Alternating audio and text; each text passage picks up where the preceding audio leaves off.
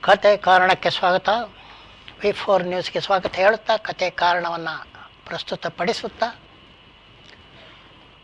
ಬಾಹ್ಯಾಕಾಶದಲ್ಲಿ 475 ಕಿಲೋಮೀಟರ್ ಎತ್ತರದಲ್ಲಿ ISS international space station ಇದೆ. ಸಾಕಷ್ಟು ಜನ ಬಾಹ್ಯಾಕಾಶಯಾನಿಗಳು ಸ್ಪೇಸ್ ಸ್ಟೇಷನ್ನಿಂದ ಬಾಹ್ಯಾಕಾಶ ನಡಿಗೆ ಅಂದರೆ ಯಾವುದೇ ಆಧಾರವಿಲ್ಲದೆ ಶೂನ್ಯ ಆಕಾಶದಲ್ಲಿ ನಡೆದಿದ್ದಾರೆ. ಇದೆಲ್ಲ ಗೊತ್ತಿರುವಂಥದ್ದೇ. ಇಲ್ಲಿಯವರೆಗೆ 475 ಕಿಲೋಮೀಟರಿಂದ 550 ಕಿಲೋಮೀಟರ್ ಒಳಗೆ ಮಾತ್ರ ಈ ನಡಿಗೆ ನಡೆದಿದೆ.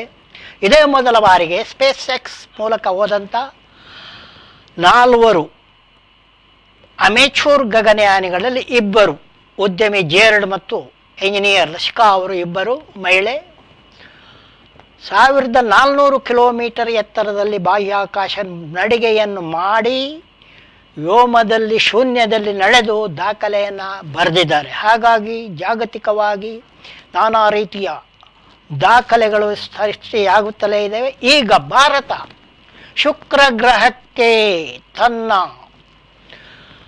ನೌಕೆಯನ್ನು ಕಳಿಸಲು ಸಿದ್ಧವಾಗಿದೆ. ಶುಕ್ರ ಗ್ರಹದಲ್ಲಿ ನೌಕೆ ಇಳಿಯೋದು ಕಷ್ಟ, ಯಾಕಂತೇಳಿ ಅತಿ ಸೂರ್ಯನಿಗೆ ಹತ್ತಿರದಲ್ಲಿರುವಂಥ ಗ್ರಹವಾದ್ದರಿಂದ ಅದು ಹೆಚ್ಚು ಬಿಸಿ ಇರ್ತದೆ.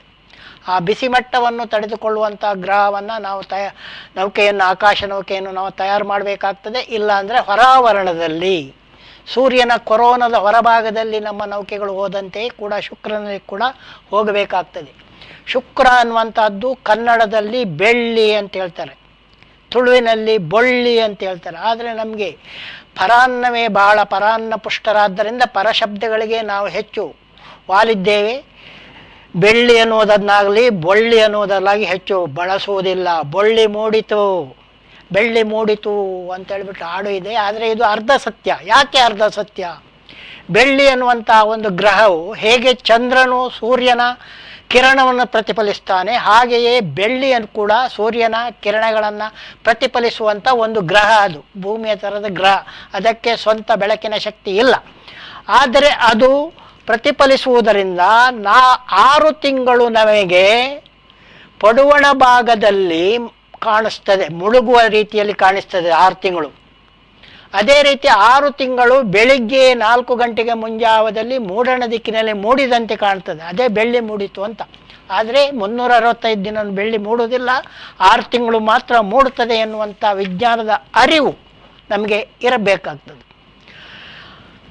ಭಾರತ ಕೂಡ ಶುಕ್ರ ಗ್ರಹದತ್ತ ತನ್ನ ನೌಕೆಯನ್ನು ಕಳಿಸುವ ತಯಾರಲ್ಲಿರುವಂಥದ್ದು ಮುಖ್ಯವಾದ ವಿಷಯವಾಗಿದೆ. ಹಾಗೂ ವಿಜ್ಞಾನದಲ್ಲಿ ಭಾರತ ಕೂಡ ಮೆಲ್ಲನೆ ದಿಟ್ಟ ಹೆಜ್ಜೆಗಳನ್ನು ಇಡ್ತದೆ ಎನ್ನುವುದನ್ನು ಈ ಮೂಲಕ ಹೇಳಬಹುದು. ಏನು ದೇಶದಲ್ಲಿ ಈಗ ಚರ್ಚೆಗೆ ಬಂದಿರುವಂಥ ಅತಿ ಮುಖ್ಯವಾದ ವಿಷಯವೆಂದರೆ ಒಂದು ದೇಶ ಒಂದು ಚುನಾವಣೆ.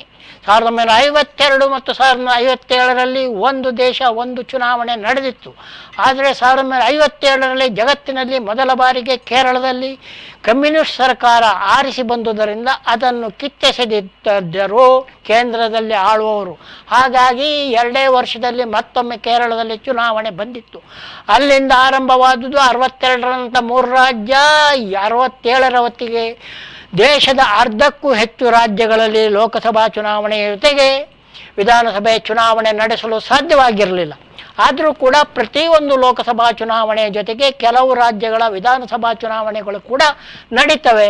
ಮೊನ್ನೆ ತಾನೇ ನಡೆದಿರುವಂಥ 2024ರ ಲೋಕಸಭಾ ಚುನಾವಣೆ ಮೇಲೆ ನಮ್ಮ ಆಂಧ್ರದಲ್ಲಿ ನಡೀತು ವಿಧಾನಸಭಾ ಚುನಾವಣೆ, ಒಡಿಶಾದಲ್ಲಿ ನಡೀತು ವಿಧಾನಸಭಾ ಚುನಾವಣೆ, ಇವೆಲ್ಲ ನಡೀತಾ ಇರ್ತವೆ.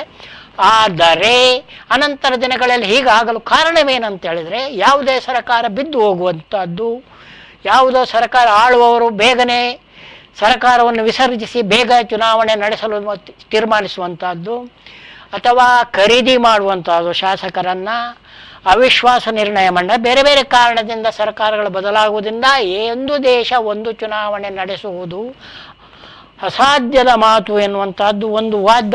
ಹಿಂದೆ ಮಾಡಿದ್ದರೂ ಮುಂದೆಯೂ ಮಾಡಬಹುದು, ಆದರೆ ಸಾಧ್ಯವಾಗಿ ಉಳಿತದೆ ಎನ್ನುವಂಥದ್ದು ಪ್ರಶ್ನೆ.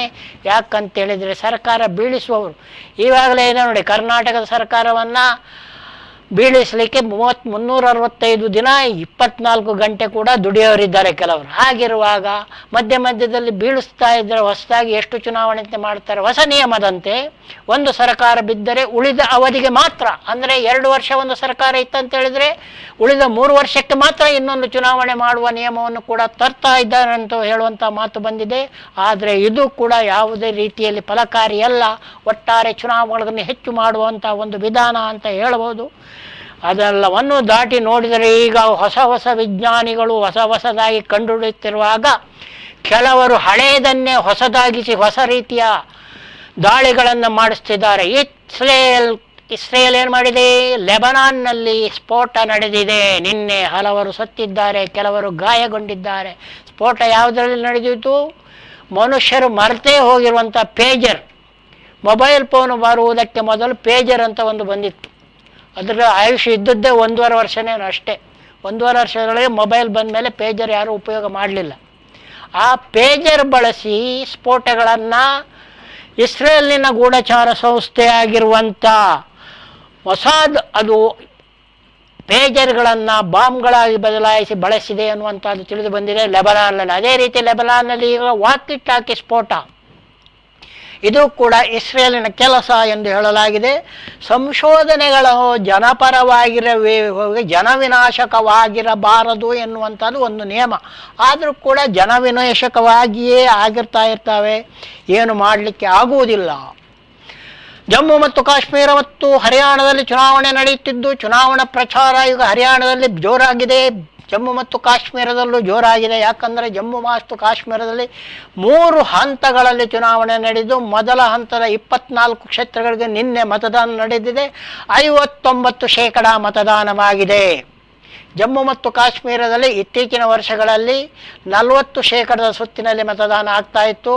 ಕಳೆದ ವಿಧಾನಸಭಾ ಚುನಾವಣೆಯಲ್ಲಿ 49%, ಲೋಕಸಭಾ ಚುನಾವಣೆಯಲ್ಲಿ ಸುಮಾರು 49% ಮತದಾನವಾಗಿತ್ತು. ನಿನ್ನೆ ನಡೆದ ಮೊದಲ ಹಂತದ 90 ಜಮ್ಮು ಮತ್ತು ಕಾಶ್ಮೀರದ 90 ವಿಧಾನಸಭಾ ಕ್ಷೇತ್ರಗಳಲ್ಲಿ 24 ಕ್ಷೇತ್ರಗಳಿಗೆ ನಿನ್ನೆ ಮತದಾನ ನಡೆದಿದ್ದು 24 ಕ್ಷೇತ್ರಗಳಲ್ಲಿ ಒಟ್ಟು 59% ಮತದಾನ ಆಗಿದೆ. ಅಂದರೆ ಹೆಚ್ಚುವರಿ ಮತದಾನ ಆಗಿದೆ ಅನ್ನುವಂಥ ಲೆಕ್ಕ. ಹೆಚ್ಚು ಮತ ಎಲ್ಲಿಂದ ಬಂತು? EVM ಬಂತೆ ಅನ್ನುವಂಥ ಕೇಳೋರಿದ್ದಾರೆ. ಅದು ಏನೇ ಆಗಿರಲಿ, ಹೆಚ್ಚು ಮತದಾನವಾಗಿರುವುದು ಕೂಡ ಒಳ್ಳೆಯ ಒಂದು ಸೂಚನೆ ಅಂತ ಹೇಳಬಹುದು. ಇನ್ನು ಹರಿಯಾಣದಲ್ಲಿ ಯಥಾಪ್ರಕಾರ ಗ್ಯಾರಂಟಿಗಳ ವೀರ ಅಂತ ಕಾಂಗ್ರೆಸ್ಸನ್ನು ಇವಾಗ ಕರೆಯುವುದು. ಎಲ್ಲ ಓದೋದು ರಾಜ್ಯಗಳೆಲ್ಲ ಕೊಡೋದೇ ಗ್ಯಾರಂಟಿ. ಹರಿಯಾಣದಲ್ಲಿ ಈಗ 7 ಗ್ಯಾರಂಟಿಗಳನ್ನು ನೀಡ್ತಾ ಇದ್ದಾವೆ. ಅದೇ ರೀತಿ ಮಹಿಳೆಯರಿಗೆ 2,000 ಅದನ್ನು ಕೂಡ ಗ್ಯಾರಂಟಿ ಇಲ್ಲದೇ ಇದ್ದರೂ ಬೇರೆ ಹೆಸರಿನಲ್ಲಿ ಕೂಡ ಮೋದಿಯವರ ಸರ್ಕಾರ ಕೂಡ ಹೆಣ್ಣು ಮಕ್ಕಳಿಗೆ ಕೊಡುವಂಥ ಒಂದು ಗ್ಯಾರಂಟಿ ಇಲ್ಲದೆ ಒಂದು ಹೆಣ್ಣು ಮಕ್ಕಳಿಗೆ ದುಡ್ಡು ಕೊಡುವಂಥ ಒಂದು ಯೋಜನೆಯನ್ನು ಹಮ್ಮಿಕೊಂಡಿದೆ. ಹೀಗೆ ಬೇರೆ ಬೇರೆ ರೀತಿಯಲ್ಲಿ ಯತ್ನ ಮಾಡುತ್ತದೆ. ಅದನ್ನೆಲ್ಲ ದಾಟಿ ನೋಡುವಾಗ ಜಮ್ಮು ಕಾಶ್ಮೀರದ 59% ಚುನಾವಣೆ ಒಪ್ಪಿಗೆ ಪಡೆದಿದ್ದರೂ ಕೂಡ ಭಾಳಷ್ಟು ಜನ ಅದನ್ನು ಒಪ್ಪಿಲ್ಲ ಅನ್ನುವಂಥದ್ದು ಗಮನಿಸಬೇಕಾದ ಅಂಶವಾಗಿದೆ. ಇನ್ನು ಸಿಂಧೂ ನದಿ ಮತ್ತು ಬ್ರಹ್ಮಪುತ್ರ ನದಿಗಳ ವಿವಾದ.